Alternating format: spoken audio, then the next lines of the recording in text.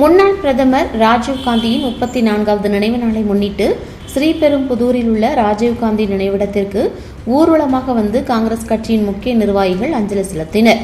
முன்னாள் பிரதமர் ராஜீவ்காந்தியின் 34ஆம் ஆண்டு நினைவு நாளை முன்னிட்டு ஸ்ரீபெரும்புதூரில் உள்ள நினைவிடத்தில் தமிழ்நாடு காங்கிரஸ் கமிட்டி தலைவர், நாடாளுமன்ற உறுப்பினர் திருநாவுக்கரசர், சட்டமன்ற காங்கிரஸ் குழு தலைவர் ராஜேஷ், சட்டமன்ற மற்றும் நாடாளுமன்ற உறுப்பினர்கள் கலந்து கொண்டு மலர் வளையம் வைத்து மலர் தூவி அஞ்சலி செலுத்தி வருகின்றனர்.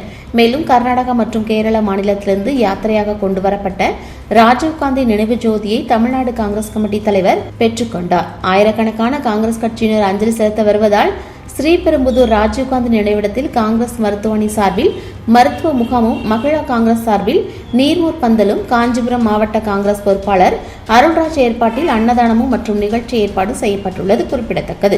இந்நிகழ்வில் நாடாளுமன்ற உறுப்பினர் ராபர்ட் புரூட்ஸ், முன்னாள் நாடாளுமன்ற உறுப்பினர்கள் திருநாவுக்கரசு, செல்லக்குமார், எம்எல்ஏ ரூபி மனோகர், மாநில பொதுக்குழு உறுப்பினர் ஐயப்பன், ஸ்ரீபெரும்புதூர் நகர தலைவர் அருள்ராஜ், வட்டார தலைவர் நிக்கோலஸ், மாநில இளைஞரணி ஒருங்கிணைப்பாளர் அனுஷ்பால் மற்றும் ஏராளமான காங்கிரஸ் கட்சி நிர்வாகிகள், மகளிர் அணியினர் பங்கேற்றனர்.